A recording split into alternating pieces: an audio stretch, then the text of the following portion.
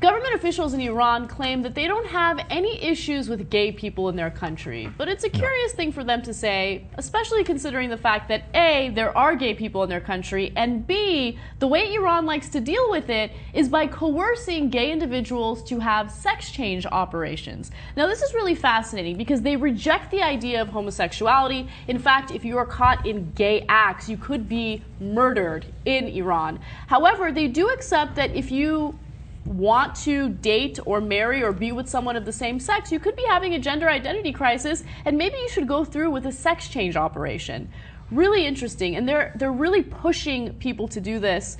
Now, according to the BBC, which did a really great report on this, they say that it's not official government policy to force gay men or women to undergo gender reassignment, but the pressure can be intense. In the 1980s, the founder of the Islamic Republic, Ayatollah Khomeini, issued a fatwa allowing gender reassignment surgery, apparently after being moved by a meeting with a woman who said she was trapped in a man's body. Isn't that amazing right there, where you have like this religious leader who all of a sudden just has a conversation with someone, and he's moved by that conversation to the point where he's open-minded about gender reassignment surgery.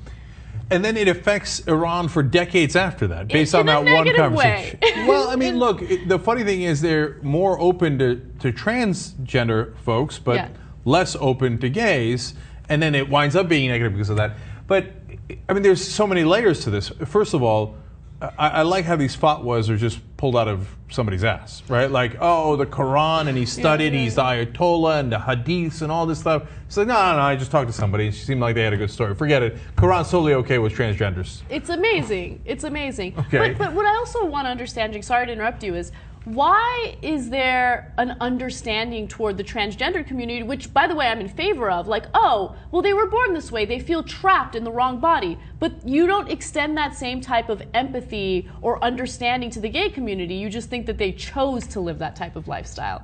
It makes no sense at all. But look, again, these people don't operate on logic. They operate on voodoo from thousands of years ago.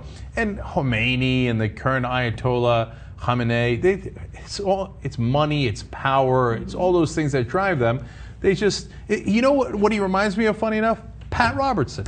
Pat Robertson is also totally fine with transgender people, but he doesn't like gays. He thinks gays caused like Hurricane Katrina and 9/11, etc. But transgender is A-okay. I don't know what it is about religious people who like, but you know what's interesting too? In Turkey, when I was growing up, like people weren't open to gay. It was old school, right? It was back in the day, just like America wasn't open to it.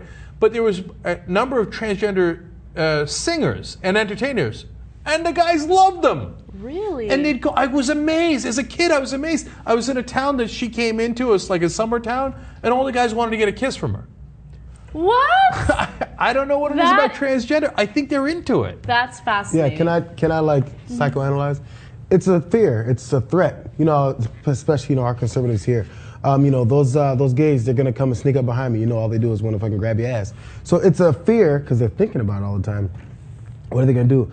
But if we just change them to a woman, then it's okay. I can fuck her. Okay. Right? Yeah. I want to fuck her. Yes, that's their. It's in a weird, twisted way their reparative therapy. Instead of trying to change them mentally, they're changing them physically. Right. So they match whatever norm they believe in. I think you and JR are making slightly separate points, but I think they're both good. I think you're right, and I think what JR is saying is part of the reason they want to change them is because they actually want to have sex with them. Yeah, well, that too. Right? And it makes it okay. Oh, now they're a woman, so it's fine. That's interesting. Yeah. That's interesting. We make good points on this show. Okay. Yes, we do.